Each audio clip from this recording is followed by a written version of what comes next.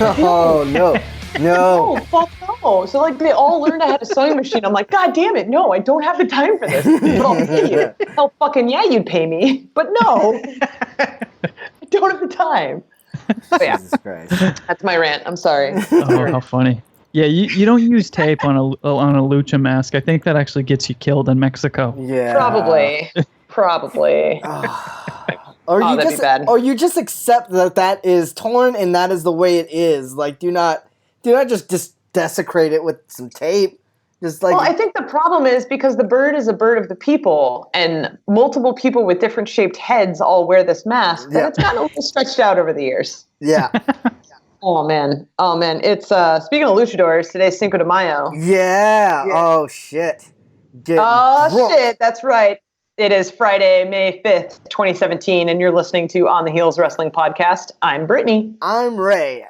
Every Friday at noon, we, some pals, used to work together. We'll give you consistent, bite-sized commentary on WWE's ever-expanding lineup of programming, as well as talk about some other cool shit happening in wrestling.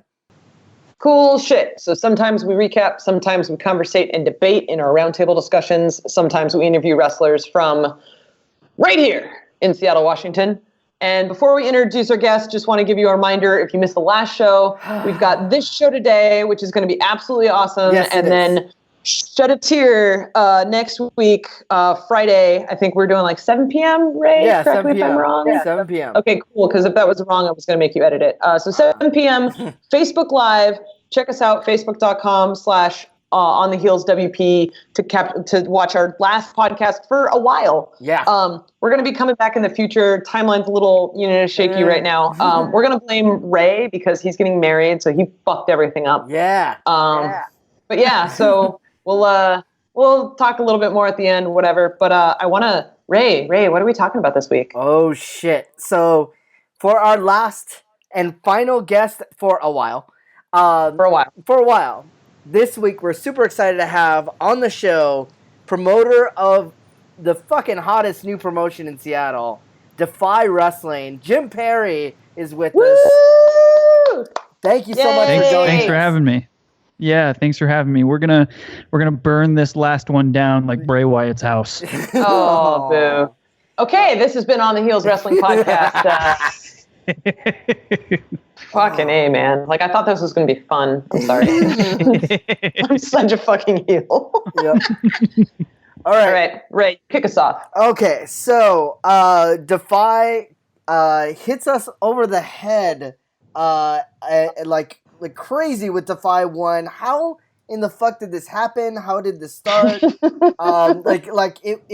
really, to me, like, all of a sudden Cody Rhodes and all these things are happening in Seattle, which is not hasn't been a wrestling city for quite some time. So it's all mostly underground shit. Yeah. So yeah, how did it start? What happened? Well, I've been like a lifelong wrestling fan, and of course, like I had my sabbatical from the product, like many people, sort of when, and when I came back to it. It immediately engaged me and had me going to local shows again. And so, I lurked around. I went to shows. I experienced it. I was inspired, right? I was inspired by all the stuff that was happening underground. And, I'm obsessive with some things. It's sort of like the passions that I have for whether it be a creative project or whatever else. Like, if I get too deep into it, I just want to do it. I want to be involved. Awesome. Yeah, and I just kind of like get a seed, and I have to like see that. I have to see that vision through, whether it's gonna, cripple me or make me broke or, put me into a horrible, despicable despair of a place. You just have to like follow those visions sometimes. Right. And so that's how this kind of started. I've appreciated so much what has gone on in the underground, but there were certain things, a certain kind of show that I thought could be really successful here. I've been a fan of the independent scene, not only within the nation, right, but but internationally for a long time. And I was seeing what like these cats in like the UK were doing with like Progress and Progress and the like, and just like so kind of inspired by that. So I said, you know what, like what if we tried something like that here? You know what I mean? The Northwest has such a rich legacy of pro wrestling and has supported like just so much great talent through the years. So to me, it was sort of like, how do you take what's some of the best stuff that's going on out in the world right now, bring it to Seattle and mix with some of the best stuff that's going on here? And what did that look like? So that's kind of where it all started, just that kind of notion. Awesome. So the first DEFY show was earlier this year. Was it February? January. Yeah. January, that's right. January. So like January, obviously. So it's the first time you're putting on a show, really huge, totally crazy. You got Cody Rhodes, and we'll talk about that in a bit. But like, at what point did the official planning process start?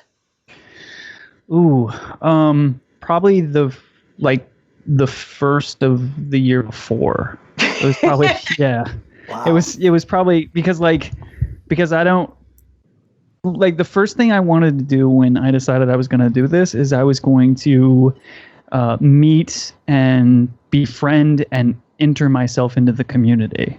So I started going and I started helping out, like setting up 3-2-1s, and I started like going to every single show I could for just every single week, and just putting myself out there. And then taking a step back and then lurking again, but like collecting insight, right? Like, I didn't want to be one of these dudes that just like come into town and be like, here I am, and this is, you know, I wanted to make friends. I wanted support. You know, I wanted to foster and help build the community that's already there. And so to do it as an insider as opposed to a complete like 100% outsider, which that would have been completely scary to me. That would have been completely scary if I wouldn't have been able to go to like some of the cats at 3-2-1 and been like, hey, what do you think of this? Or hey, do you want to do this? Or hey, like how, and like really have an opportunity to collaborate with some of these folks and find the right people. So I really did take my time with that process. And I'm kind of proud about that in a way, because that doesn't always happen, you know, especially with these type of shows that I'm throwing. These sort of like really, well, they're just like kind of big shows. We're pulling in a lot of fly-ins. We're kind of putting a lot of money into it. A lot of times those will kind of be like fly-by-night promoters that are just like, hey, let's just, you know, just book something for fun, you know, like, no, like for me, like this is a small business, you know what I mean? So, it's fun, absolutely, but it's hard fun. And, I don't want to like step into anything like too quickly, you know? So speaking of stepping into things too quickly, Cody Rhodes, I think this is really like, from my perspective, at least the thing that really put DEFY on the map, because Cody Rhodes was the hottest free agent at the time. Yeah. Everyone was looking to book this guy, like fresh off WWE, like a few weeks prior had just become a member of the Bullet Club. So this is absolutely insane, right? Yeah. So at what point, like how did that happen? Like how in the world do you go, yeah, let's get Cody Rhodes and then make that all happen?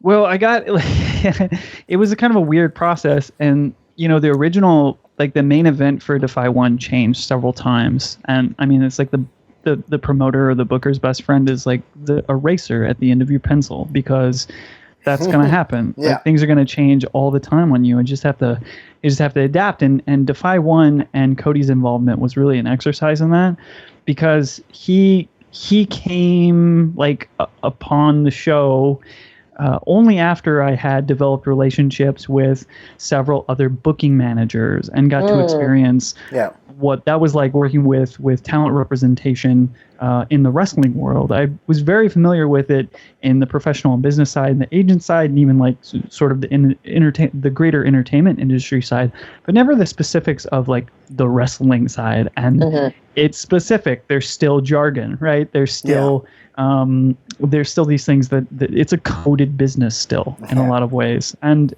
for good reason too. But yeah, Cody came upon us because like we were talking to like Ricochet at one point, and that was that was almost going to happen, and then we were thinking about like these other type of these opponents that could.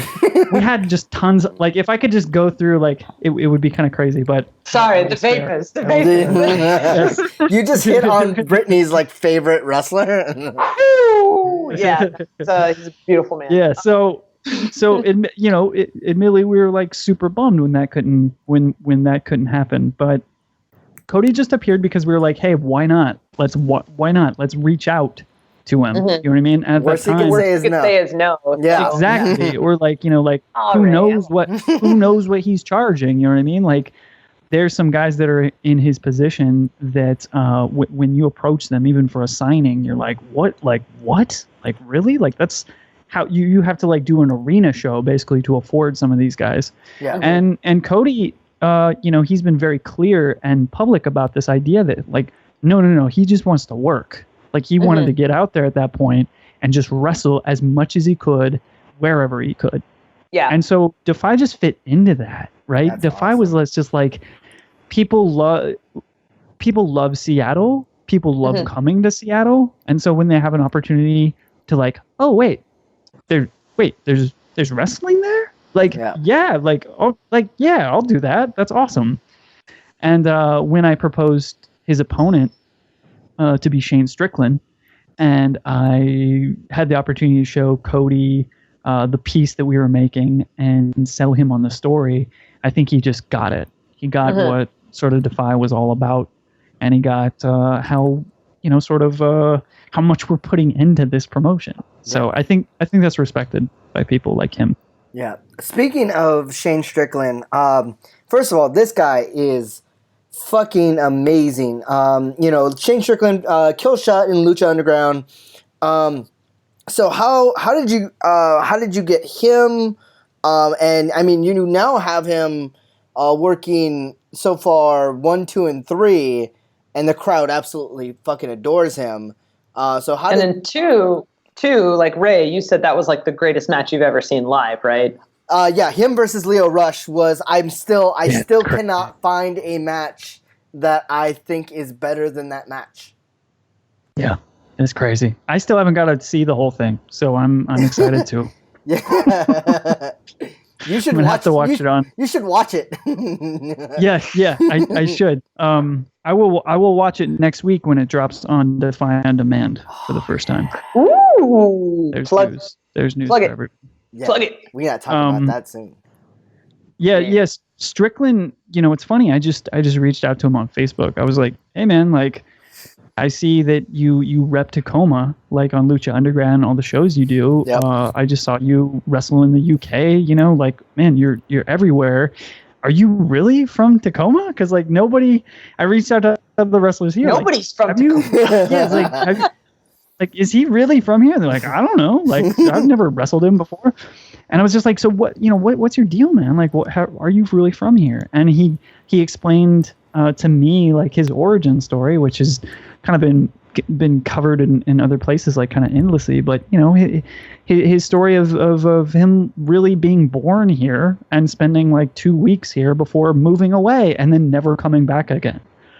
So to me, what that touched on was like, okay, well that's the case, and he's still repping this place. Yeah. And to have him come out and to shoot that documentary with him and to see sort of through his eyes, his impression of our home, right? Yeah. In which at that point was becoming his home, and to see that connection he was forming with it in this beautiful landscape. And I, we went up like towards Bellingham, and we went on some of like the most scenic, gorgeous spots like in all the Puget Sound, just to let him stand there and like just look at it, and just take it in. And it worked. We completely tricked him into loving this place and adopting it as his home. And he does. He's out there and he's constantly representing this place. And so I appreciate that about him very much. So yeah, and then just to kind of touch on that a little bit, the in the match in DEFY 2 with him and Leo Rush, like he won the crowd over so much in DEFY 1 that when DEFY 2 happened, like Herman Nerdstrom was in the crowd and he started to chant, "Whose house? Swerve's Yeah. house," and Yeah. like the crowd, there's this relationship that sometimes gets formed with the crowd with a wrestler in a kind of really special way. With certain wrestlers, I think Daniel Bryan's one. I think Austin's one. But like they had like that magic moment between him and the crowd, and I think it kind of more emphasized that whole coming home thing. I think it was really awesome to see that happen. Yeah, I'm getting chills just like you talking about it. Because it's a feeling, you know what I mean? Yeah. And to see it happen before you and then to be like present where that relationship is building between the crowd and the performer is just really, I mean, can we cuss on this show? Yeah. Just like, yes. Fuck okay, yeah, you can. It's just fucking fantastic to see that in person.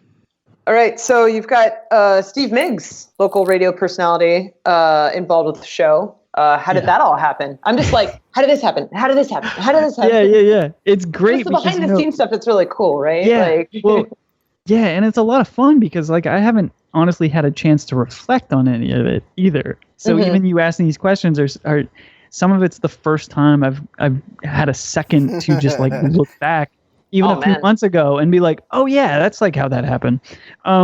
Steve Miggs, you know what I mean? Like we were looking for not your typical buttoned up wrestling announcer, right? If there's anything that our friends, you know, at 321 have shown us is that, Seattle still carries like a little bit of, we just have a little bit more of a punk rock vibe here. Yeah. And we appreciate that. And we appreciate like that earnesty. And so I said, that's how we want to define ourselves as well. Like that's the flag we want to fly, is that black one. And Steve, he's at every like sort of major show that you can think of in the area.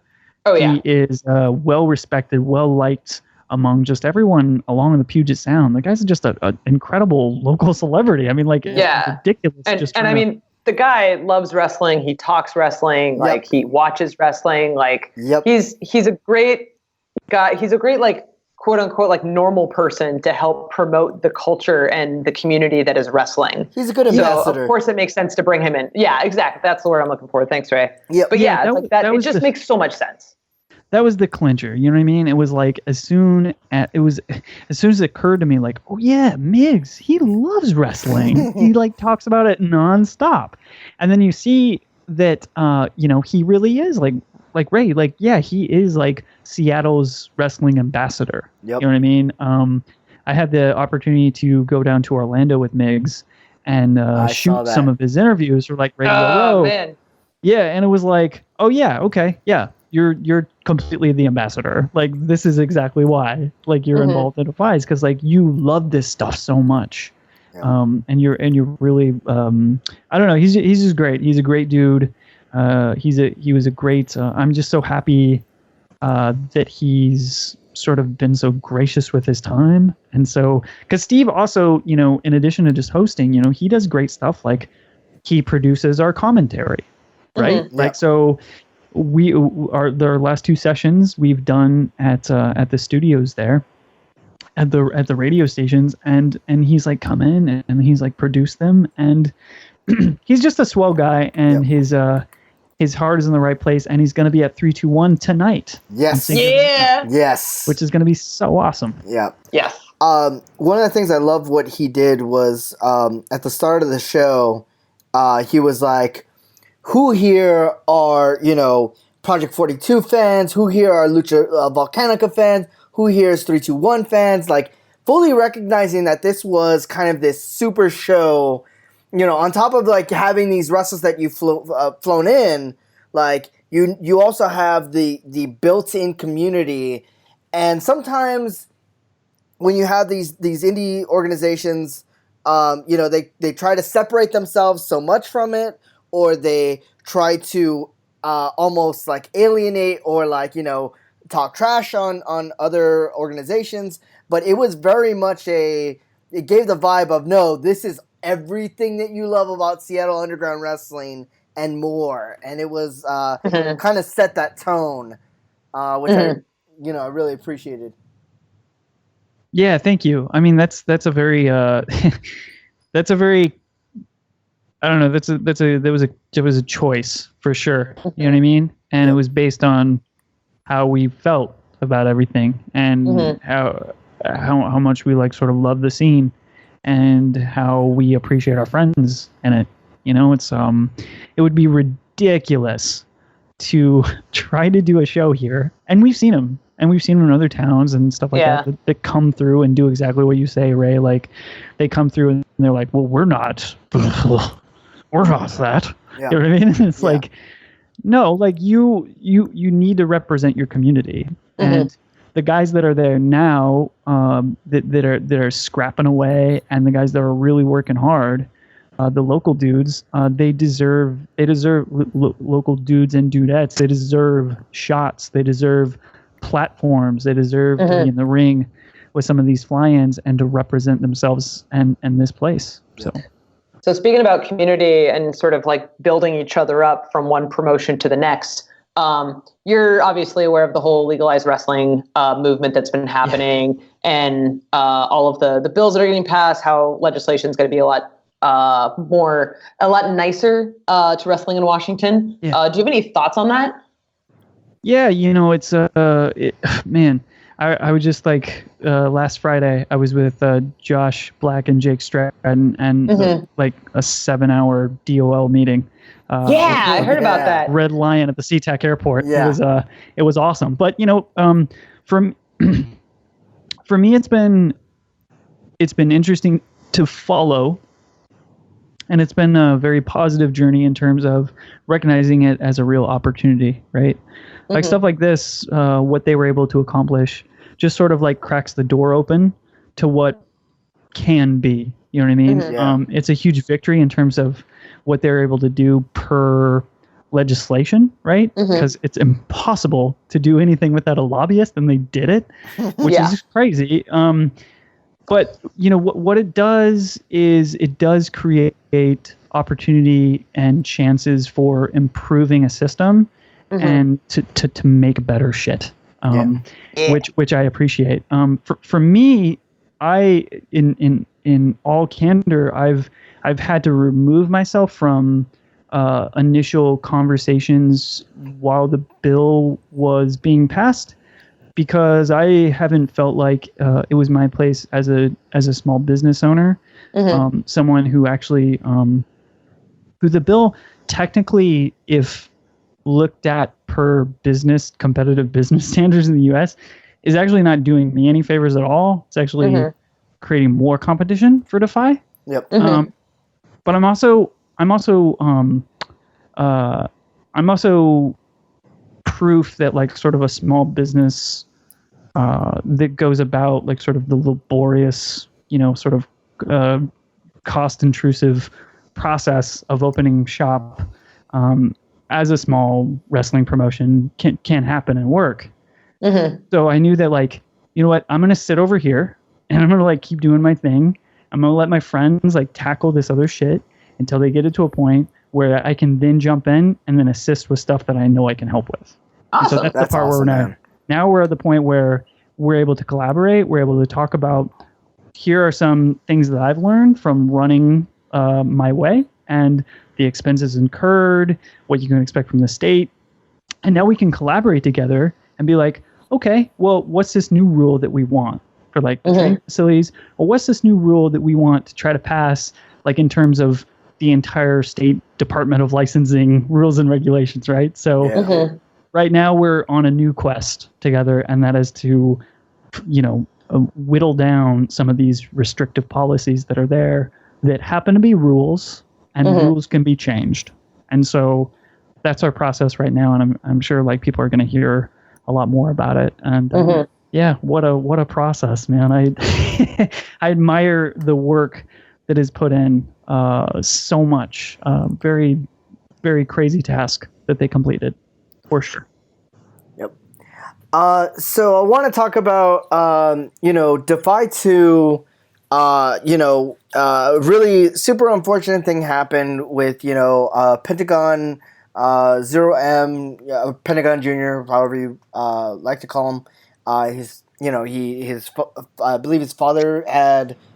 He had a stroke. Yeah. Yeah. So so he had to fly down to Mexico. He couldn't make the show. It was super sad because I'm after watching, I'm still like getting through season 1, but he's freaking awesome. Yeah. And so, but DEFY 2, you guys made an announcement that he and his brother Phoenix will be at some point in the future be coming to DEFY, which is super awesome. So do you have any? Can you talk a little bit about that? Oh man, we're just breaking all sorts of news tonight, aren't we? Woo! Yeah. Yeah. By the time this airs, we may have announced something. You can edit that out if you wish, but so June 29th and June 30th, DEFY will be running 2 shows in a row. Holy fuck! Oh my god! We'll be running June 29th in Tacoma at the Temple Theater. Holy shit! And June 30th at Washington Hall. And Penta L0M and Phoenix will be in attendance. And so will Cody Rhodes. Fucking me! A. Oh my god! Yeah. So So in addition to those matches, it'll also be the conclusion. It'll be the semifinals and the finals. That's right. For the DEFY Championship, 8X GP. So that'll all be going down over those 2 days. The June 29th show will be actually all ages. So snap! Yeah, because we've been flooded with emails of people saying like, "Hey, I get it. Like, I know what you're doing, but are you guys gonna ever do any all ages?" And so we think that Tacoma will be a great place to open up the market for that. Absolutely. And let people all come in and have a good time. And of course, like the balcony will be like 21 plus, so there'll be people who want to like come and funk, like they can do it. And Washington Hall is not going to change. It's 21 over, and we've got our vibe there. But yeah, so those 2 days, we will be within the next couple of weeks announcing a litany of other cats. This is going to be DEFY's Mania these 2 days. Wow! Damn. So, oh my god! Get ready for it. You're just coming out swinging. Oh my god! It's been like 6 months, whatever. Let's just fucking own everybody. Holy balls! Like first of all, you cannot see my face in this podcast, but I'm like grinning in the ear to ear. Ray is losing his goddamn mind. Yeah, you like literally just made my fucking day. Like, oh my god! And we haven't even started talking about DEFY 3. Like, holy shit! Yeah, there's a lot to talk about. Oh god, I'm gonna need a minute. Just take it in. Oh, shit. Okay, let's keep going. Okay. Whew. All right. Let's talk. You know what? I want to fucking talk about DEFY 3. First of all, this is insane and awesome, and you have Johnny Mundo, John Morrison, Johnny Mundo, man, and versus Killshot, Shane Strickland, Swerve. This is gonna be fucking insane because Johnny Mundo ain't nothing to fuck with. With Swerve, man, he's been putting on the fucking shows. So, and it's obviously why he's named the DEFY 3 is Swerve City. Like these two guys have been wanting to do more matches together since they worked together in Lucha Underground, and Shane is coming after Morrison's spot. He really is. Like he wants to go against the Cody Rhodes. He wants to go against the Morrison, and he wants to dethrone them. He is coming for them. And Morrison is just so funny, man. Like he's one of those guys that since he's left the WWE has just gotten better and better and better and better. And he's really at his best right now, I think. And he's proving that per the environments that he goes through. Like, this is a guy, he wrestles around the world. He was just in Qatar like last night or whatever, and now he's like back in LA like screening Boone or something. So it's, the guy's nuts. He works everywhere. He works all the time, and so he's bringing all of that hustle to Defy. Yeah. And he's looking to rename Swerve City Slam City. Oh, shit. Guns thrown down. Yep. Thrown fucking down. I'm speaking of Morrison, and I'll just do a little shout out here. Like, we're actually screening his movie Boone. Oh, that's the right. day before the show. We've partnered up with Central Cinema, and we're doing the Seattle premiere of Boone the Bounty Hunter with John Morrison, and we're hosting a special Q&A with him and Miggs afterwards. That'll be May 25th. May 25th. Yep. Awesome. And tickets are at centralcinema.com right now. I will add links to the podcast. Link it. Link it. But yeah, I'm looking at the rest of this card, man, and like just based on what you've announced so far, like Santiago versus Moose, like that one's gonna be fucking awesome. Yeah. You've got the start of an awesome women's division happening here. Yeah, thank you. Yeah, I'm super excited about that. Cunningham's and Sexy Mexies. Big Jack is amazing back. Tag teams. Big Jack. Oh my God, he's back. Yeah.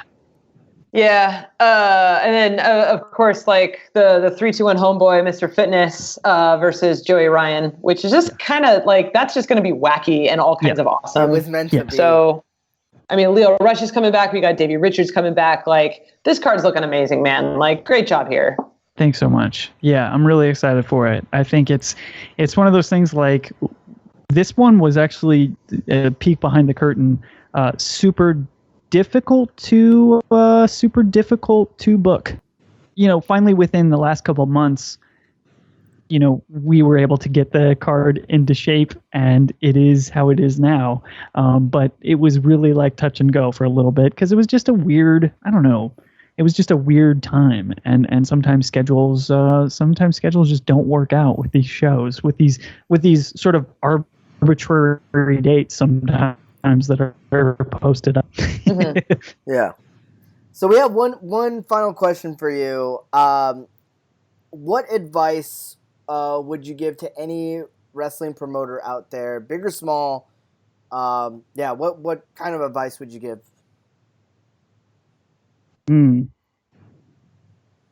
I would say, don't be a mark for yourself, and yes, and also respect the business as a business and not some weird cultural phenomenon that you think you can just like critique and shit on like you're some fucking Monday or Tuesday morning quarterback, right? Yeah. I see a lot of promoters like coming up that are like, they think they can be like funny podcasters about the business, and it's not typically, it's like not your place. Like, my advice would be like, people are going to hear what you're saying, and they're going to see how you're talking about talent. They're going to see how you're talking about promotions, and they're not going to want to work with you. Yep. So you have to think about some of the, I'm a very honest person. Like, I've shared a lot of stuff with you guys in terms of stuff behind the scenes, or like things that didn't work out, or like news. But it's also like, I'm also being very careful with what I say too, because that's how you have to operate, right? Yeah, in any sort of, it's being a professional. Right. Yeah. Right. 100%. So that's what I would say. Like, I guess if like you're interested in doing it for a hobby and for fun, do whatever you want. Like, who cares? But if you're interested in trying to build it as a business, as a legitimate promotion, then like, take your shit seriously and be professional and treat people well and don't talk shit about anybody. Yeah. I like it. That's it. Kids, don't talk shit. So if people want to find out more about Defy and upcoming Defy 3 on May 26th, where can they go, Jim? They can go to defywrestling.com. They can also follow us on all social media all across the board.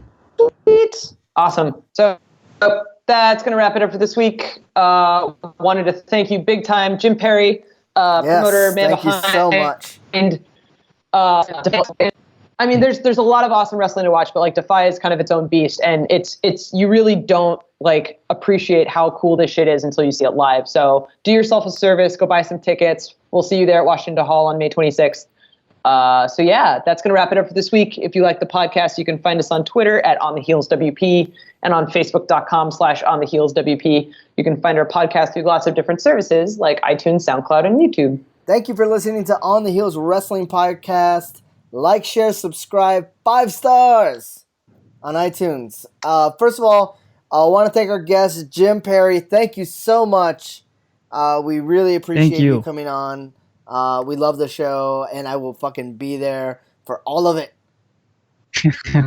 Thank you. Thank you, guys. Really appreciate it. All of it. So yeah, just again, one more time, next week will be our final episode for a while. I guess like you could say like season 1, if season 1 was like 64 episodes. Yeah. So season 1 will be coming to a close. Yep. Yeah. It's gonna be awesome. It's gonna be sad. I might cry. I'm kind of known for that. Crying will happen. Laughter will happen. Drunkenness will happen. I mean, it kind of has to. Friday, May 12th. We're doing it live. Join us for the podcast. It'll start at 7 p.m. until whenever the fuck we want. The event can be found on our Facebook page, On the Heels WP. So just add it on your calendar because you're not going to want to miss it. Be there to ask questions, comment, and tell us why Roman Reigns will beat Brock Lesnar. Yeah. No. Yeah. It's going to happen. After all of that, Stop it, Ray. Stop it. So that after all of that, we're going to ask ourselves the eternal question. When Swerve goes on vacation, who watches his house? Yeah. Whose house? Who watches it? Whose house? Yeah. Whose house if like if not Swerve's house, whose house? Is it temporarily someone else's house? Like, yeah. Do his animals reign supreme? Like, I don't know, you have pets. On the Heels Wrestling.